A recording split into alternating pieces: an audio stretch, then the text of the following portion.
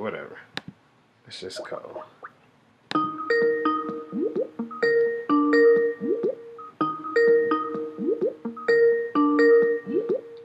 I didn't know how to do this. What up? My G! What's good? What's good? My What's G! good? We in this My hoe. What G! up, yo? Listen. Okay, so. So Yo. first of all, bro, people don't even know what we've been going through to even try to get this accomplished.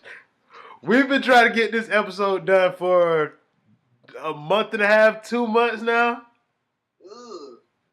Almost birthday time. Yeah. Yeah, man. And then I just had to download Skype because Messenger ain't working. Bro, it's crazy. But There's no love. But bro, There's no love. super They excited. They don't want us to connect. Yeah, exactly. The But they universe knew what the didn't want it. situation was gonna be. It wasn't ready. Yo, I'm excited to have my boy, my homie, Yeah. Tommy Hawkins, aka the Angry Educated Black Man, coming on What here up? with me, man. Yo, Tommy, bro, blessings to you, man. Thank you for doing this, bro. I know you're a busy man. I appreciate you, nah. But yeah, bro, I ain't gonna waste the folks' time. One thing about Tommy don't do football, so we won't talk about football. My dog, straight Kaepernick. As a matter of fact, though, I did want to hear your thoughts. Kaepernick, I've heard him, but everybody else need to hear him. Kaepernick and this Nike deal. Yeah, I mean, no, it's funny. I've actually, I was getting ready to rant about that a little bit later, but yeah, I mean, I think it's an interesting opportunity for Nike. I mean, I know they've got Kaepernick, I know they've got Serena, I know they've got LeBron, and so for them, you know, like I've said before with Netflix, understanding that black content is where it's at, you know, they've got like I think it's like 40% of the market as far as people go is what they're watching from 18 to 26 or 18 to 34. And they continue to invest in black content. You know, they got Tiffany Haddish, they got the Barack Obama special. So Netflix understands that like black people is pretty much where the popular content is going. So I feel like Nike is one of these traditionally corporate brands, this kind of legacy, has a chance to say like, all right, if these people are burning our shit, who don't fuck with us no more, then fuck it, we just gonna be all black. Like we just gonna support all black people and basically just, you know what I'm saying, if the people on the board of directors are about that image, they can go all black, and I'm saying like, I mean, it could change the whole outlook of things. I'm just like, I mean, they got It was nice. I saw LeBron send out a tweet about Nike stock prices going up. Yeah, I mean, I mean, for real. I mean, this is like, and that's the thing. Like, they can start offering people stock options. I mean, if they smart, hell, they can make their own damn football league. Real shit. I mean, if the NFL, you know, doesn't do its thing, it's like just like how LeBron made the school where he just redefined how people are thinking about schools. Nike can redefine how people think about leagues, have like safe turf, safe helmets, like just redefine the whole way people are thinking about how they play this sport and kind of, you know what I'm saying, reinvent themselves as a company. But, you know, I don't know if they thinking that far ahead, you know what I'm saying? So You know what happens in that case? Because they begin to siphon off talent from the NFL. Right. So, and if you siphon that talent from the NFL and have a competing product, then you challenge the legacy of the NFL. Yeah. And we could see the end of the NFL if Nike creates a league where they're targeting prominent black athletes to come over there. Because, I mean, let's just be honest about it. Football without black people. Yeah, right. I don't want to watch that shit. Kickers and quarterbacks. That's what you gonna call it. Like that's what it is. I mean, that's the reality of the situation, bro. But yeah, let's talk about what your heart is, man. You're a basketball man. Always have been, bro. That's what we connect. Yeah. The basketball. Yeah, so you told me that you had a season outlook for me, bro, and I want to hear it. Yeah, I mean, this season, I had a chance to go through all the teams. Really, overall, I mean, I think everybody's upset because Golden State definitely got DeMarcus Cousins. But of course, you know, I mean, personally, I gotta break it down from my standpoint. I mean, I've been on Steph Curry's and us back on that Davidson bandwagon. You know what I'm saying? So I've been deep in the chamber. So I'm just like, damn, the masterfulness that they did. But it's crazy how he just said, fuck it, I'm gonna sign with them because I was kind of looking for that super team with LeBron. I got a couple things. One, I think the Lakers are going to make the playoffs, and I think they're going to win 47 games. 47? 47 games. People have been getting me to increase my number on them because originally I had them in the low to mid 40s, so 42 to 45. That's where I had them at first. Now I got them low 50s. Like they're like LeBron James. I keep replaying the playoffs in my mind, and you know what I mean. And I'm what everyone would label a LeBron James hater. I critique his game harshly, but that's because I compare him to. Yeah. I compare him to Michael Jordan, so that's why I critique his game like that. I believe him to be the second greatest player of all time, so I critique him as such. But the man is talented. He's dominant, and he's going to drag the Lakers to a 50-win season. And then you add people on his team like Rondo, who has the ability to challenge him. Like he has Stevenson, who has challenged him on the court. You add Beasley, who's a knucklehead, but has a natural basketball skill, which is to put the ball in the hole. Like, and then you got the kids out there, Lonzo, Kuzma, Josh Hart. Like, they have a squad. It's gonna be interesting, bro. And then it's gonna be entertaining as fuck. You're a Dallas fan. Right. Like, and no bandwagon. Long time, like since I first met Tommy, when he was working at Shrimp Pocket. Shrimp Pocket, baby. The motherfucking pocket, y'all. Yeah, man. Dallas, y'all all right. Y'all better than what people may think. Y'all better than what people may think. Yeah. Like, I forgot. I think we drafted another shooting, like a 6'7" shooting guard. You got Luka Doncic. Yeah. Okay. Yeah. So the thing is, I mean, I know it's Dirk's last season, but I'm like, yo, Dennis Smith is that nigga's gonna be the truth this year. Like, he's about to turn some motherfucking heads this year, and I'm just like, I mean, Rick Carlisle's a great coach, and they gonna try to squeeze something out of whatever they got out of there. So I'm just like, I mean, you guys got DeAndre Jordan coming in there, the big man that you guys have kind of been looking for, since forever. You know what I mean? Yeah. And so that gives you guys the opportunity to take Dirk out the paint to save him some, so he's not as worn down by the end of the season. Dennis Smith is a stud. Yeah. Like, he's a stud. That boy can basketball. Yeah. that young man can basketball. Yo, that man's sick, man. I mean, his ups, his shot, I mean, everything else. And I'm just like, they still kind of leashed him, so he's gonna let loose this season. Now, as far as Luka Doncic, like, he was like the MVP of the EuroLeague last year. He's got big hype, but the same could be said for somebody like Mario Hezonja or something like that, who's still not panning out. The thing I like about Doncic is that he's going to a coach like Carlisle. You know what I mean? Carlisle has a proven history of being able to coach players from overseas. You got J.J. Barea. So you know what I mean? He's going to. I think the only other better fit might have been the Spurs, but as far as going to somebody who can understand, like, it's dope, bro. It's dope, and I like what y'all got going on. Do I think y'all gonna make the playoffs? Yeah.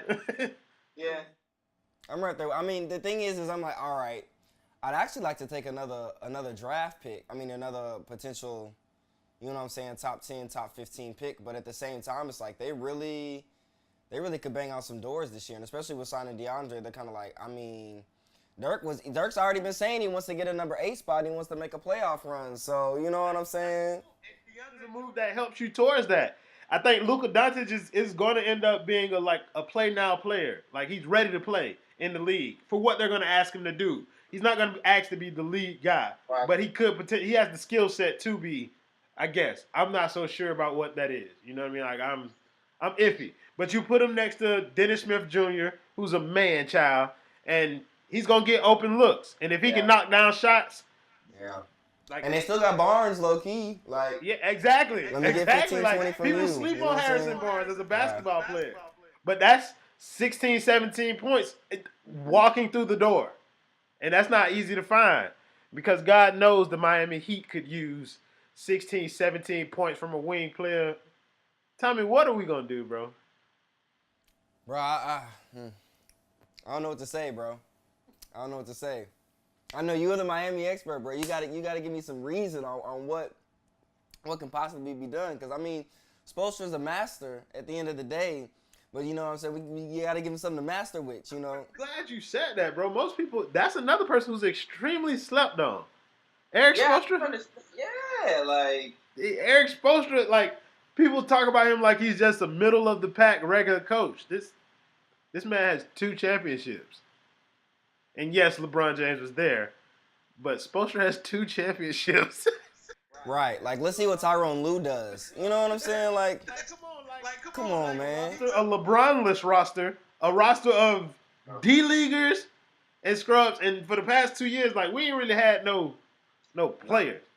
Like, you know and what I mean? Whiteside hasn't been healthy either. So It's like, not damn. just about that. He don't give effort either, bro. Like, I'm done with Whiteside, man. Like, I wanted y'all to take him so that he could be y'all headache now. But y'all got Whiteside 2.0 over there and DeAndre Jordan, bro. Like, that's... Man. Yeah, and he's going to actually be able to do offense and shit, too, so he's going to be excited over there. Exactly, bro. Exactly. What other teams in the league are you going to plan on watching? Pretty heavy. What was the other one? Indiana. I'm really, like... Victor Oladipo? He really impressed me last year. I'm really impressed. Like, I feel like if they can avoid the Cavaliers, never mind. Excuse me. There's no need to avoid the Cavaliers. Yeah, They're not making the playoffs.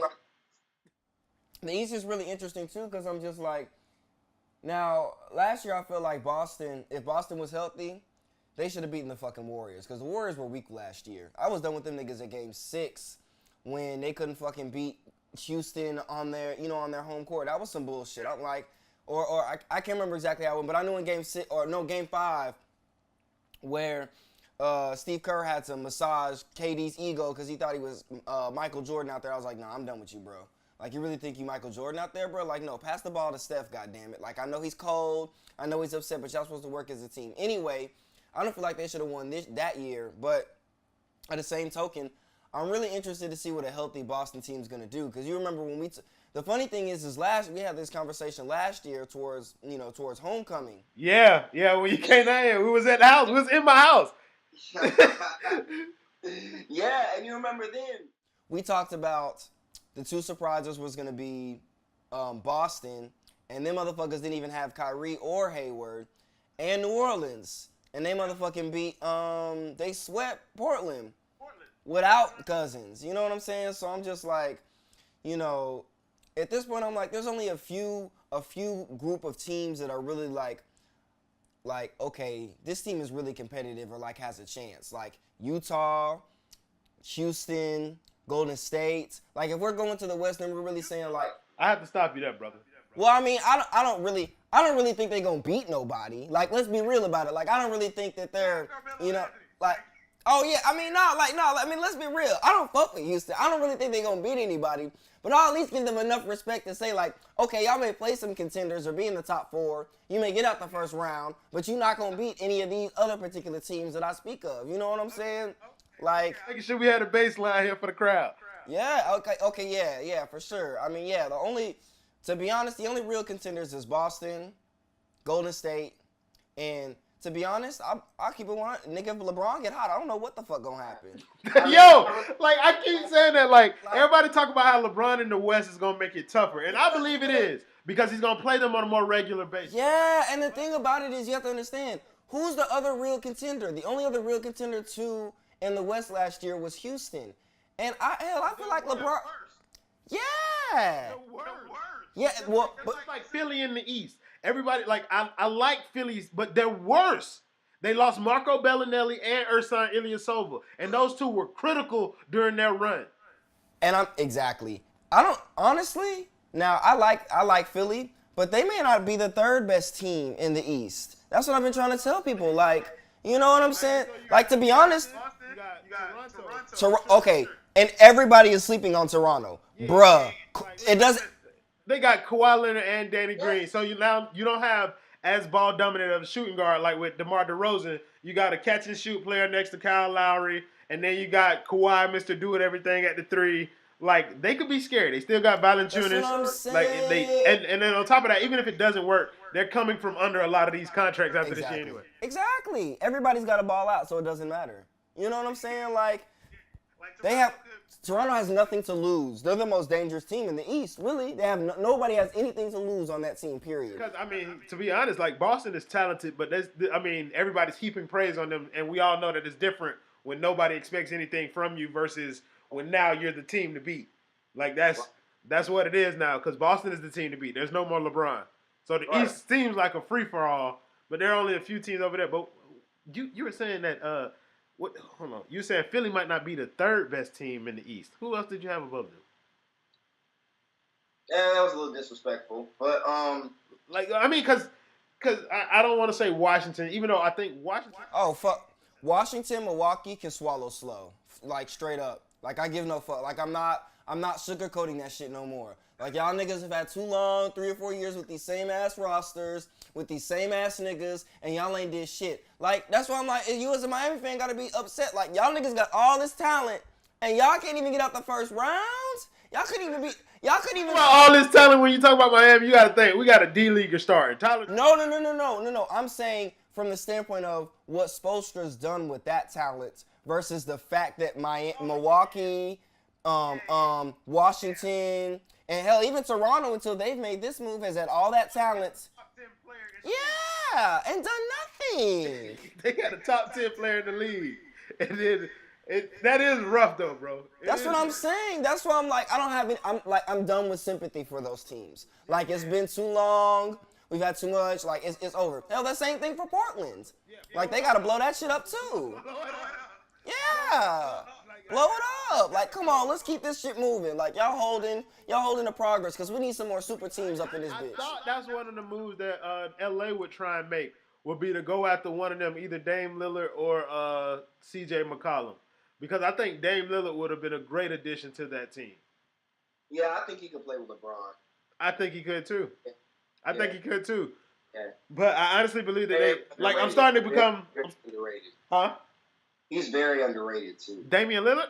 Yeah. Absolutely. Absolutely. Very underrated. It's because he can't make an all-star team in the West. Yeah, and then people forget they play Golden State every year. They play Golden State. How you expect them to ever win? They play Golden State every year. But he gives it to Golden That's what I'm saying. He eating them up. Like, that's what I'm saying. And if he played for the Lakers, you put him next to LeBron, now you cooking with grease. That's what I'm That's what I'm saying. saying. Like them boys, it's crazy. It's crazy how things are working out. But the East is so ridiculous to me because now I don't know what to make of Charlotte situation. I don't know what they're going to do with Kemba Walker. There you go. There's another one. Like, What's going on? It's Michael Jordan running a franchise. That's what it is. It's horrible. It is horrible, bro. It is horrible. And then you got who else? Orlando. They're like the proverbial dog wagging its own tail. They have no idea. They drafted another big man this year.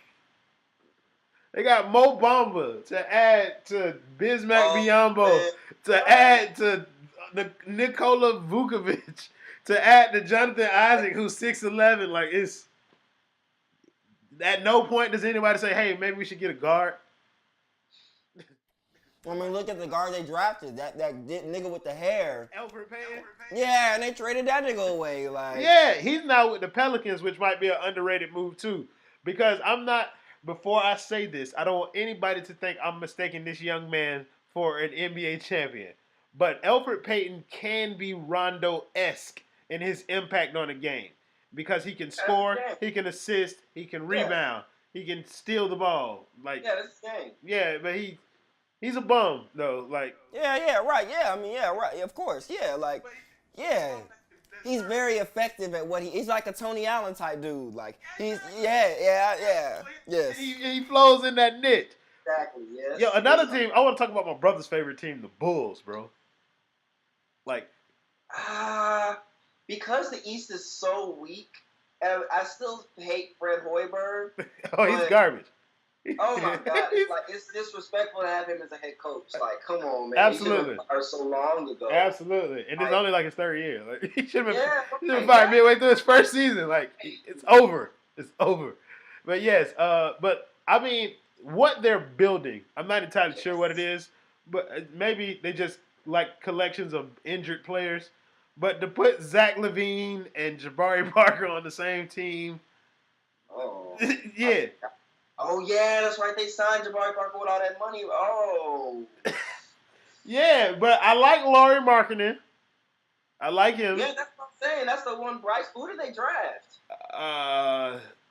Jeez, I forgot. I need to Google it because it's gonna bother me too. Like if I don't figure it out. But they have let me see who else they got. Chris Dunn Jr. Chris Dunn. Yeah. I thought he was gonna do something in Minnesota, and we about to hop to Minnesota too, cause that's another story. Like, Jimmy, what's up, bruh? Like, you went out already, bruh? Timber Bulls. Vinicago Timber Bulls, boy. That's oh my God. What is look, Tibbs, this ain't 2009, brother. Like Bruh, oh my get God. out of the hot everything tub was- time oh my machine. God. Like, no. Like they just signed Luol Deng. They have Derrick Rose. They have Jimmy Butler. They have Taj Gibson. The Bulls got Wendell Carter. He's a player. I like him. But yeah, the Timber.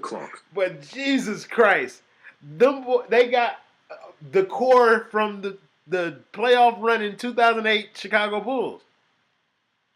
Why? Why break it up in the first place? I mean, Or maybe they just found another organization to take it on. And then you got Jimmy Butler and Cat. Jimmy Butler not liking Cat or Andrew Wiggins.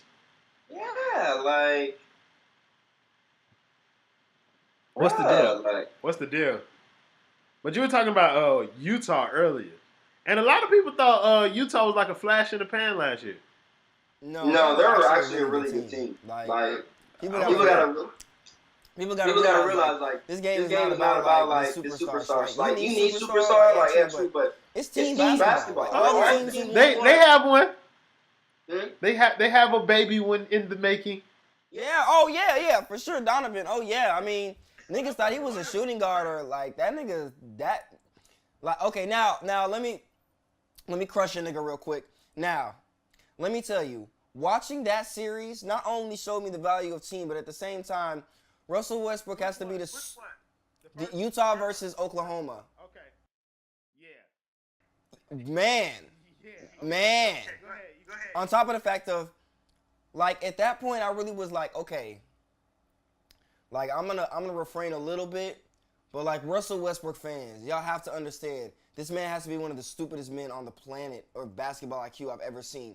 This man was overplaying Ricky Rubio, getting technical fouls from being upset after a press conference off of him scoring 25 points, helping to a degree of you giving Donovan Mitchell more room to score. I'm like, okay, like, I need y'all to understand that the level of stupidity of this is not even comprehensible. Ricky Rubio. like, look, I understand, and my brother tried to help me see this, and I get it. Ricky Rubio was important to Utah. He's a very good basketball player in Utah. But it's Ricky Rubio, and you're an MVP. Bruh, I'm telling you, it was up like, and the thing about it is no one said anything about him. Like, this is up there with J.R. Smith for me. Like, it's literally that level of basketball stupidity. Like, I don't understand if y'all understand. Like, there's no way if I was like, I'll never be in the NBA, and we all know this. There is no way if I'm an MVP, I'm fucking guarding Rubio. Like, I would look at the coach and be like, nigga, are you serious?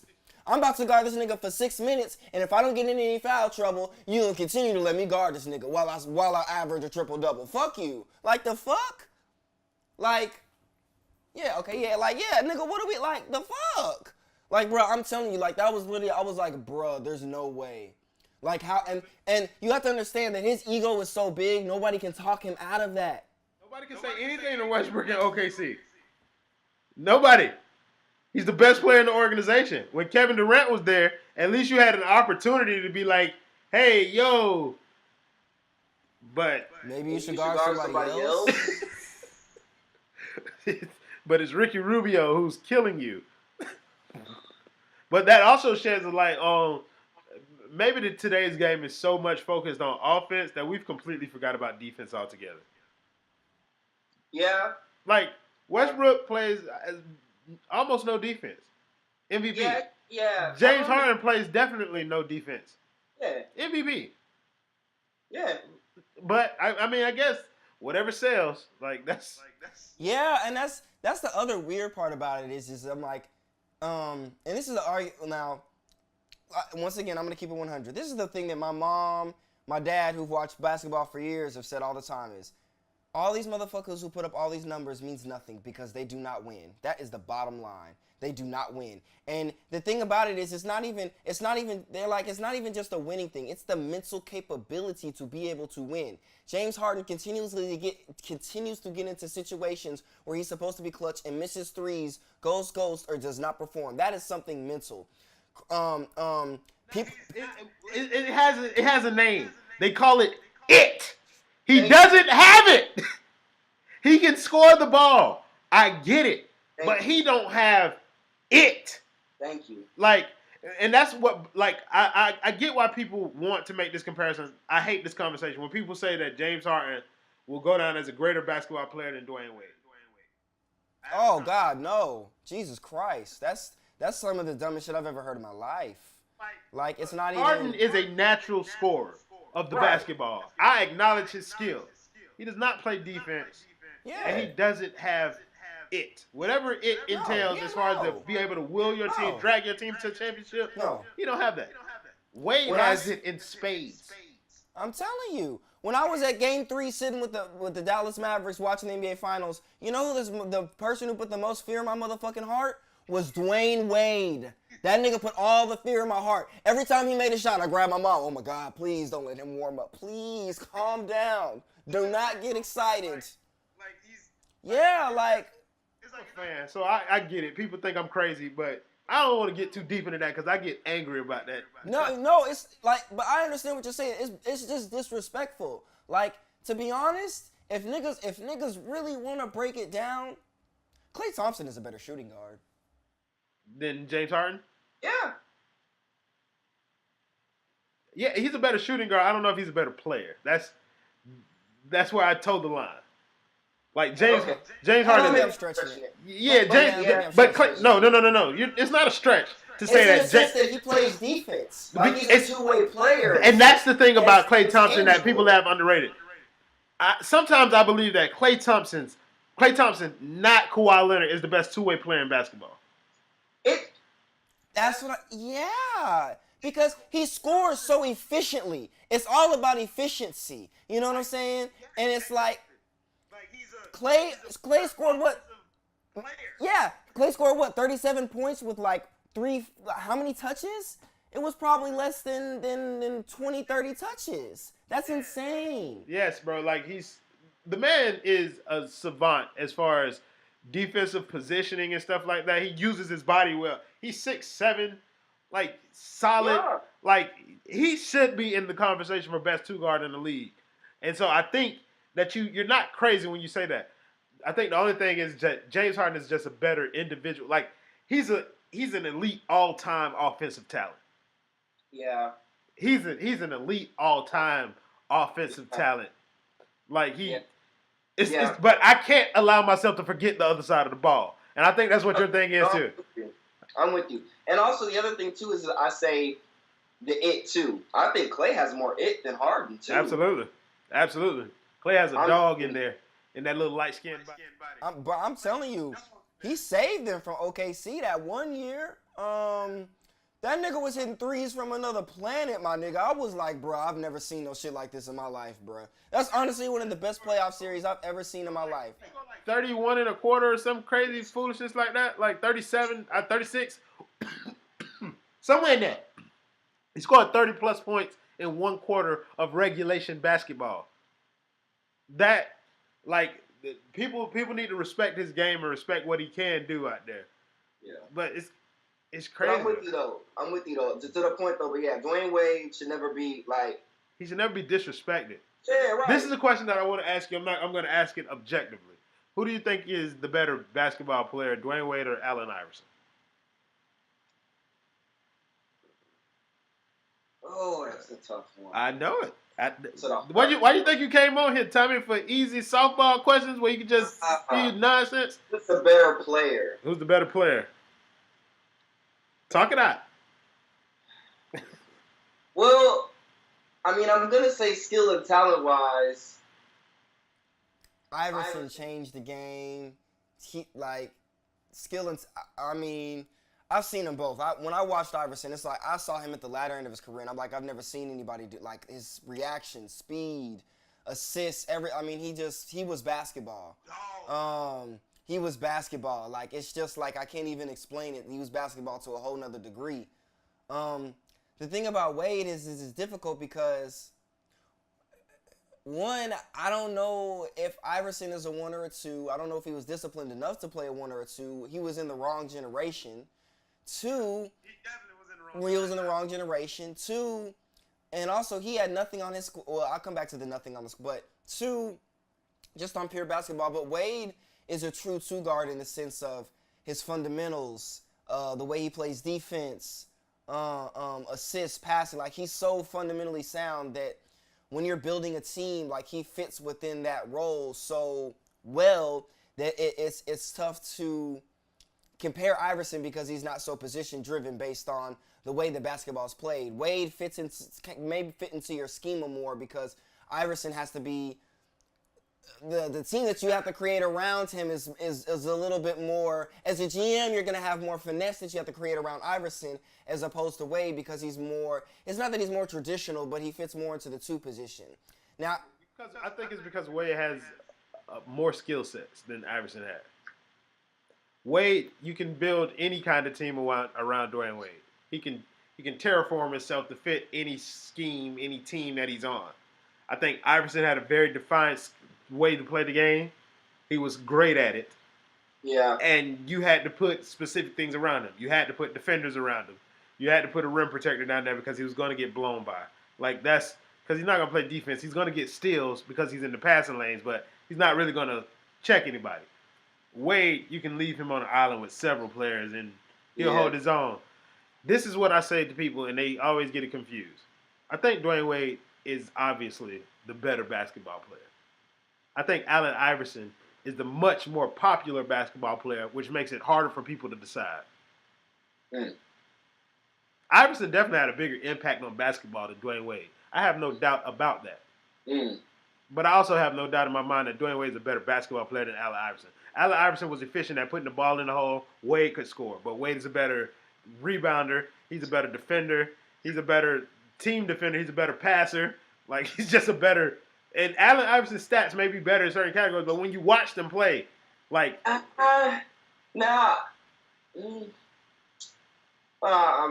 semantics. Passer, I think Iverson could give him a good run for his money. Absolutely. I mean, I'm not saying that Allen Iverson was a bad passer, and I didn't want to give margins or whatever, but yeah, but I just think Wade could facilitate offense better than anybody than Allen Iverson ever could.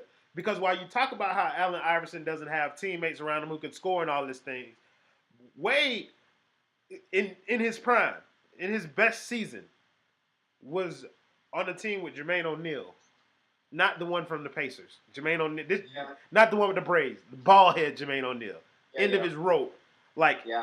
He was on the team with Sean Marion, Wakuba Diawara, Chris Quinn, those are the people, and he's still averaging 5-6 assists a season. And he's actually a two guard, which he shouldn't. You know what I'm saying? It's not his job, but your point guard is so trash that you have to do it. You have to have the ball all the time. Yeah. So that's. But like you said, it's semantics. But you know what I mean. I've always thought that Dwayne Wade is the greatest basketball player in the NBA to ever wear the number 3, and that ruffles some feathers for some. They think I'm crazy. I mean, yeah, it's my heart, so I'm always gonna go with Iverson. I'm with you. You make great points. So it's no wrong in that conversation to me. I just like to hear people's different options when it comes to that. The one thing I say is if Iverson was disciplined enough to play a true 1 the way Steph did, I think it would have been a different conversation. I think if Iverson was born 10 years after he was born, Iverson could be in the conversation for the GOAT. Oh. All right then. Well, there's no point in discussing anything else then. Bro, that's just how I feel about Iverson. Iverson was a dog, bro. If he had been born in the same generation as some of these other guys. Yeah, you're right. Oh, he would have ate their ass alive. Oh my God. Oh my. Oh. Yeah. Okay, yeah, all right, then. Never mind. We have nothing else to discuss then. All right, we all good. We all good. We all gravy, yeah, because I'm, boy. Nothing but mad love for you, bro. I Boy. appreciate you for doing this with me, bro. Yeah. Like, finally we got. Yeah, no, I'm excited. Yeah, no, I appreciate it, dog. Like, it's a great conversation. I'm excited to get in before the season. Yeah, I always give people a chance to shout out whatever they want to shout out, bro. So I'm gonna go first, and then you can go next. So I want to shout out the Angry Educated Black Man videos on YouTube. They're on Facebook. Check my dog out. The videos are hilarious. He doesn't talk sports. Like that's not what his primary thing is. He teaches people. He's angry, he's educated, and he's real. You know what I mean? And you can find him on Instagram, Angry Educated Black Man. Like just look him up, bro. You gonna find the videos are dope. They're hilarious, bro. And yeah, end the podcast. Can't forget Bay. Can't forget Bay. You gotta get Black Angry and Educated. I got that right? Yeah. Absolutely. Can't forget the like podcast. Yeah, so the kid watching, man. The kid watching and I'm listening. But yeah, man. Go ahead, man. You can shout out whatever you want to shout out, man. Oh, yeah. Hey, I just want to shout out. Yeah, I got to do the same thing. Shout out my boy Royal. You know what I'm saying? It's so good to be on arguing with Royal. You know what I'm saying? This shit is dope as fuck. Royal's one of the few people that I actually feel that I can spit my real basketball opinion with because he's one of the only people that has real basketball knowledge and basketball IQ on 100. So, you know what I'm saying? We definitely hold it down in the fantasy football. I'm sure once the league gets themselves back so together. wait. That's the story that we didn't get to. So Tommy has been boycotting football. I put Tommy in my fantasy football league last year. He didn't watch it. He didn't draft. He didn't do anything and won the championship. Right. That's some of the most bullshit I've ever seen, dog. Yo, Like, the what finesse fuck? kid. Well, yeah, bro. I appreciate you for coming on again, bro. Thank you for doing this, man. You have a great night, my boy, man. Yeah, you too, man. Most def. All right.